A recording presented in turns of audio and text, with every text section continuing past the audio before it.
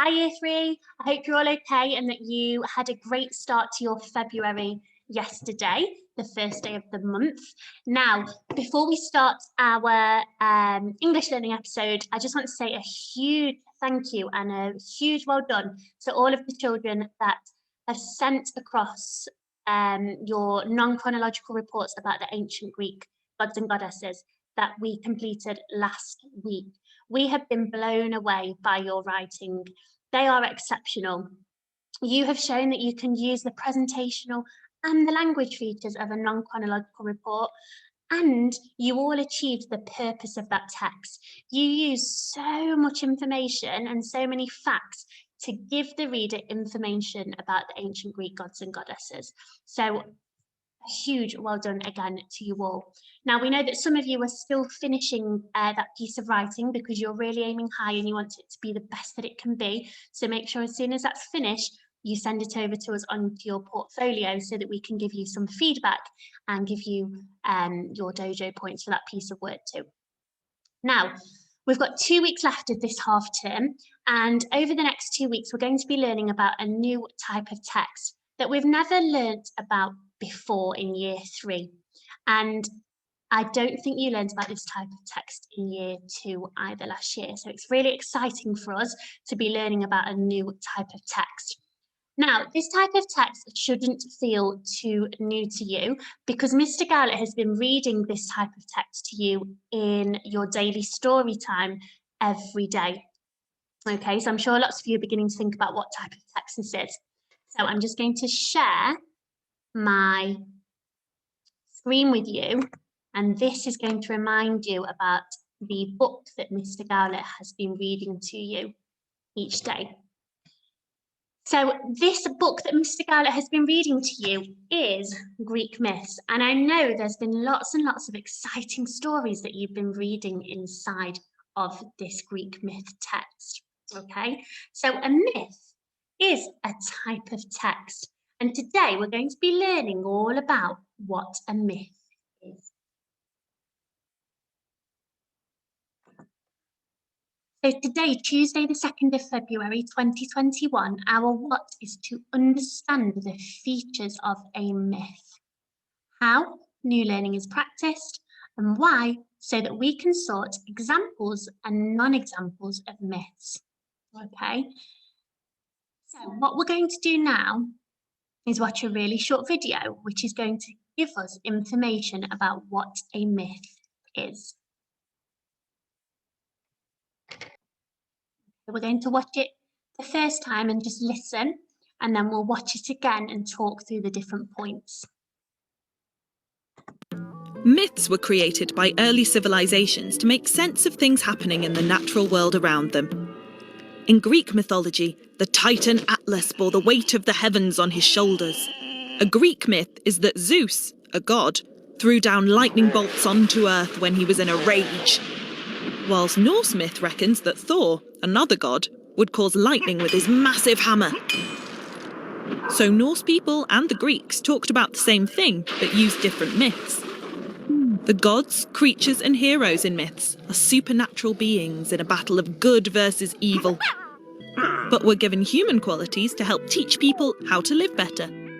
They make for fantastic stories.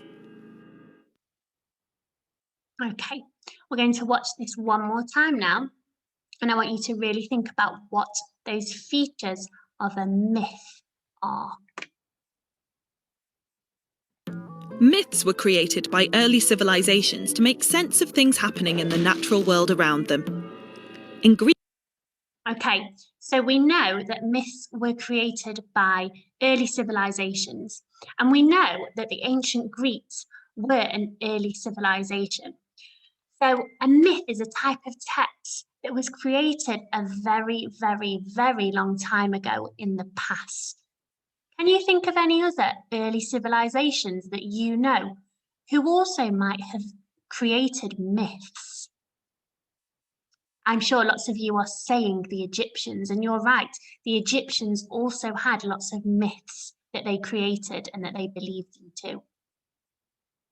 Greek mythology, the Titan Atlas bore the weight of the heavens on his shoulders.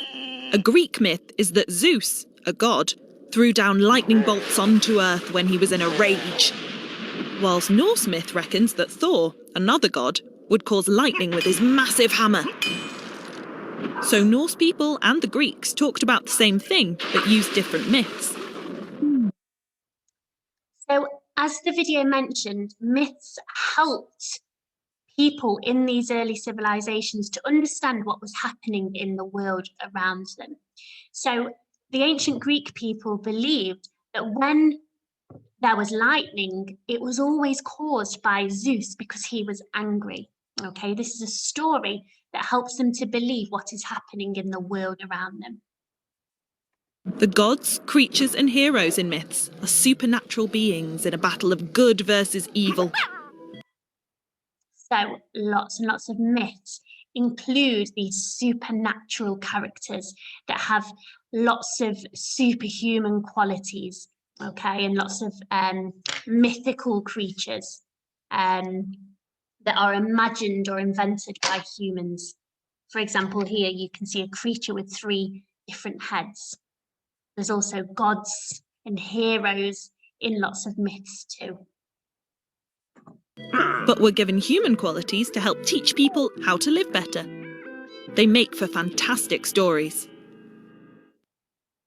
Okay, so that endpoint was just explaining that people in the early civilizations listened to these stories because they believed that they gave them messages and lessons about how to live their lives as humans too. Okay.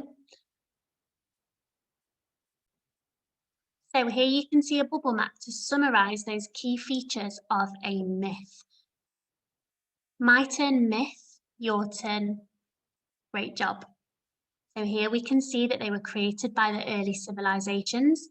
They included supernatural beings. They were some of the characters in the myths. They included heroes, creatures, and gods, and goddesses too. Myths often involved, well, they always involved good versus evil, and there was a battle between the two. And a really important feature of a myth is that they taught people how to live their lives. Okay, there was a lesson at the end of each myth that helped people understand better ways to live their lives. So we're going to pause here and we're going to write some of these key features of a myth onto our piece of paper or into our box set books. So the first thing we're going to do is write today's date at the top of our piece of paper. Tuesday, 2nd of February, and February is one of our year 3 words that we need to remember how to spell correctly. February. That's silent R after our B and before our U. 2021. Underline that with our rulers. And then we're going to write English. And today we are learning about myths. I'm going to underline that too. Then what we're going to do underneath that is draw a bubble map with some of these facts about myths in too. You can choose 2 as a minimum number of facts to write on yours, or you can write all of the facts too.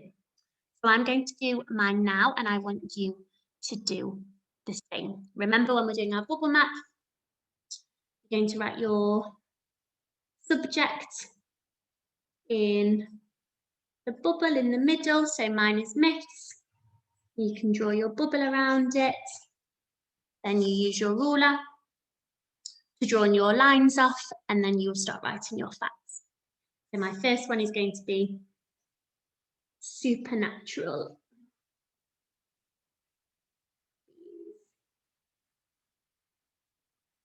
Okay, so I want you to pause the screen and complete your bubble map with your facts now, and I'm going to do the same.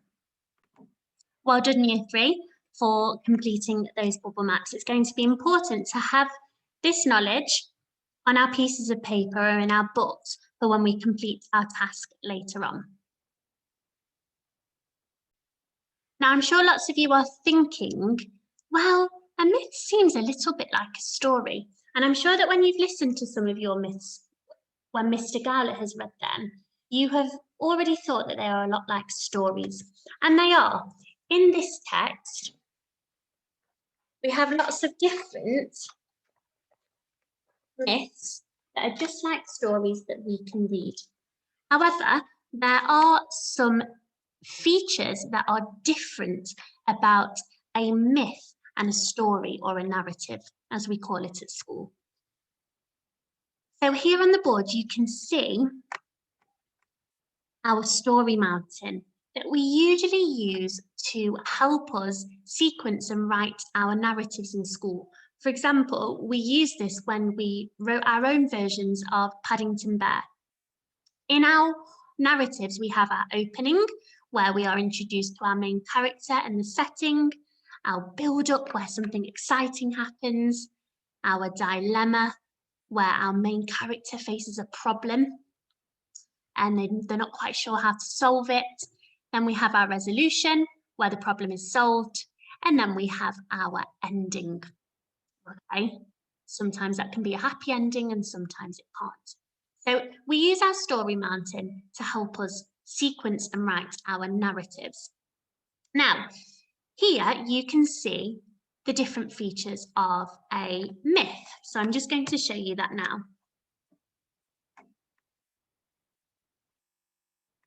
As we're looking at this, I want you to think about some of the features that are different about our myth story planner and sequence.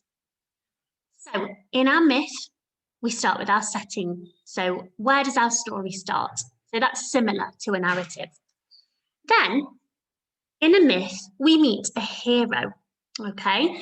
And we have to describe our hero. What do they look like and how old are they? After we've met our hero gets into a dilemma, okay? So they come face to face with a problem. After that, this is something new, isn't it? They go on a quest. Do you know what a quest is? A quest is a long journey to find something. So our hero goes on a quest. Where will the quest take your hero and what do they see on their journey? Next in a myth, our hero is given some special powers. Okay, so they receive a gift. And who do they get them from? They usually meet a new character who gives them those special powers. After that, they continue their journey. And sometimes they meet new characters along the way. Then the exciting part of a myth is when they meet the mythical monster. Okay, an example of a mythical monster might be a mermaid, a dragon, lots and lots of different mythical creatures. I'm sure you know lots of them too. Usually the mythical monster wants to stop the quest, okay? So the hero has to battle against them. Okay, so what does the hero do then when they come face to face with the mythical monster? There is usually then some conflict, okay, which means like a battle and some problems. So what does that conflict look like? Does it look like a battle? Is it an argument? What happens to your hero and the mythical monster in their conflict? Does your hero defeat the mythical monster? And finally, your myth ends with your resolution. Okay, so is the problem solved? Is the dilemma that we were introduced to near the beginning of the myth solved? Okay, so that's the sequence of a myth. You can see some similarities between that and a narrative. Okay, we have our opening, we have our middle part and our ending, with us introducing our setting and our main characters. There's still a problem that's resolved as well, but we have some different features, like a quest is involved, a mythical monster is introduced as well. Okay, so there are some clear differences between a myth and a narrative? I just want to summarise those for you now using a double bubble. So let me just make myself a little bit smaller so that you can see that. So remember, a double bubble is used to compare the similarities and differences between two things. So the two things that we're comparing here are our text types, a narrative and a myth. The features that are the same between a narrative and a myth are joined here in the middle in red. But the features that are only correct for each of those text types come off the side of their bubble here. So our purple features describe the myth and our blue features describe the narrative. So what is the same about a narrative and a myth? Well, they all follow a time order of events. They all follow a sequence of events that happen after each other. They're in a chronological order, okay? They're in time order. They both include characters and they both include settings. That's what's the same about them. What's different? Well, a myth was created by an ancient civilization, for example, the Greeks. So myths were created a long, long time ago in the past. However, a narrative can be written in the past or the present, okay? So some narratives are written in the past, but some narratives can be written to describe something that happens in the present. A myth is written to give life lessons. They're written to help people in the ancient civilizations understand how to live. However, narratives are written to entertain people. Today, in school or at home, we listen to narratives and we read our narratives to entertain ourselves. Lots of narratives do have lessons at the end of them and what we call morals, but not all of them. They don't always give us life lessons. Myths always include a mythical creature, okay? That creature with superhuman powers, okay? A narrative can include fiction and non-fiction characters. So it can include real characters and characters that aren't real as well. But a myth always includes a mythical creature, okay? So if you want to pause the screen here and talk through these similarities and differences with somebody around you, then that would be great before we apply this learning.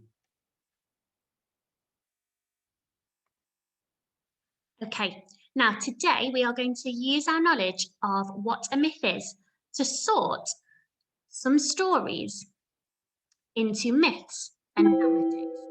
We're going to use those features that we know about a myth and that we know are different to a narrative to do that. So I'm just going to look at the first two together. So on Class Dojo, you will have been sent this sheet here. And on the sheet, you have got 8 different texts. You can see here the title of the text and a picture of the front cover of the text. And what we have to do is sort these texts into myths and narratives today. They're all stories, some of them that you have listened to before, and some of them might seem new. But lots of the myths you would have listened to from Mr. Gowlett, okay? If you've not listened to them, you can use the clues to help you. You can think, right, does that title seem to have an ancient name in it? Does the front cover of that text look like it includes a mythical creature, for example, or a supernatural being? So, first thing that you're going to do is underline, draw a line to separate our key knowledge, like our blog, to our task. Then what you're going to do is you're going to create a table.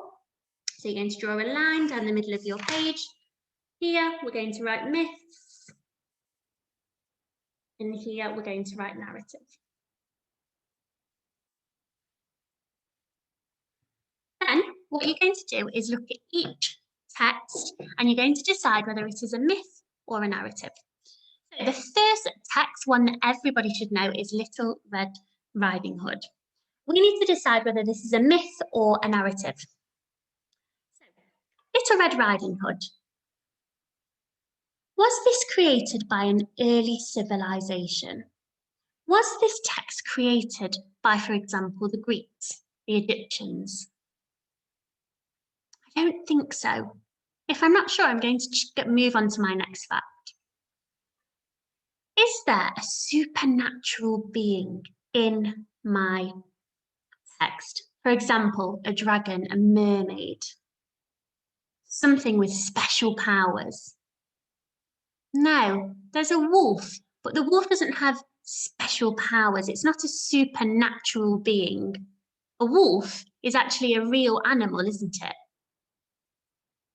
Are there heroes, creatures, or gods in Little Red Riding Hood? No, there isn't. Okay, there's a woodcutter, Little Red Riding Hood, the grandma, and the wolf.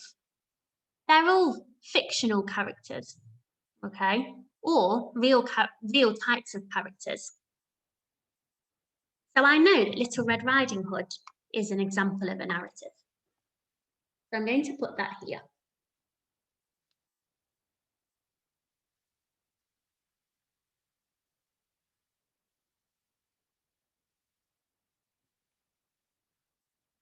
I'm going to tick that off. My next one, Hercules. Okay, I'm sure lots of you have heard of Hercules before. And I know that Mr. Gowler has read this story to you already. Now, Hercules, I know, was a hero he's a Greek hero from the past. So I'm already starting to think that Hercules is a myth because it comes from an early civilization.